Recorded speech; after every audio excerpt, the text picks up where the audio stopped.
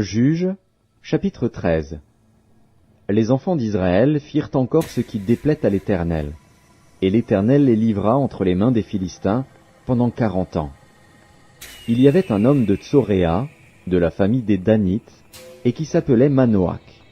Sa femme était stérile et n'enfantait pas.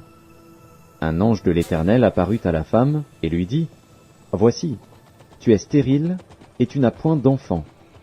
Tu deviendras enceinte et tu enfanteras un fils. Maintenant, prends bien garde, ne bois ni vin ni liqueur forte, et ne mange rien d'impur, car tu vas devenir enceinte et tu enfanteras un fils. Le rasoir ne passera point sur sa tête, parce que cet enfant sera consacré à Dieu dès le ventre de sa mère, et ce sera lui qui commencera à délivrer Israël de la main des Philistins. » La femme alla dire à son mari : « Un homme de Dieu est venu vers moi, et il avait l'aspect d'un ange de Dieu, un aspect redoutable. Je ne lui ai pas demandé d'où il était, et il ne m'a pas fait connaître son nom. Mais il m'a dit : tu vas devenir enceinte, et tu enfanteras un fils.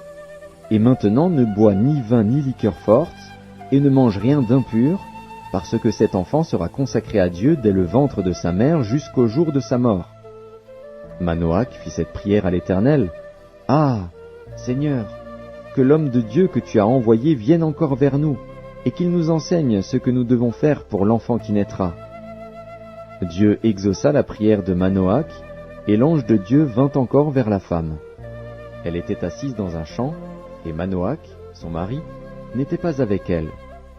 Elle courut promptement donner cette nouvelle à son mari, et lui dit : « Voici, l'homme qui était venu l'autre jour vers moi m'est apparu. » Manoach se leva, suivit sa femme, alla vers l'homme, et lui dit : « Est-ce toi qui as parlé à cette femme ?»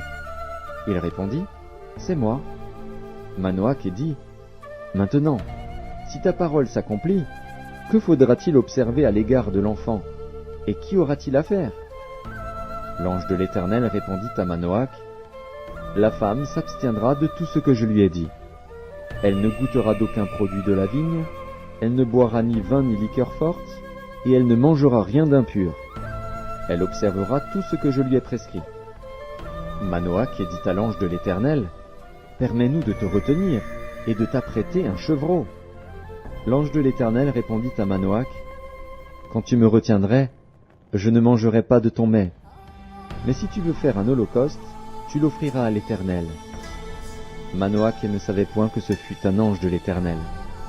Et Manoach dit à l'ange de l'Éternel : « Quel est ton nom, afin que nous te rendions gloire, quand ta parole s'accomplira ?»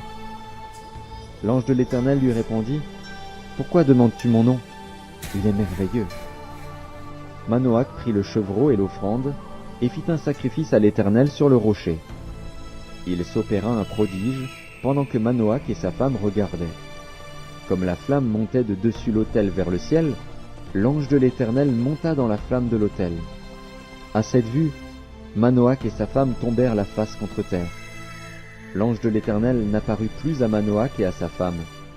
Alors Manoach comprit que c'était l'ange de l'Éternel, et il dit à sa femme : « Nous allons mourir, car nous avons vu Dieu. » Sa femme lui répondit : « Si l'Éternel eût voulu nous faire mourir, il n'aurait pas pris de nos mains l'holocauste et l'offrande. Il ne nous aurait pas fait voir tout cela, et il ne nous aurait pas maintenant fait entendre pareille chose. » La femme enfanta un fils, et lui donna le nom de Samson. L'enfant grandit, et l'Éternel le bénit. Et l'esprit de l'Éternel commença à l'agiter à Makhanedan, entre Tsoréa et Eshtaol.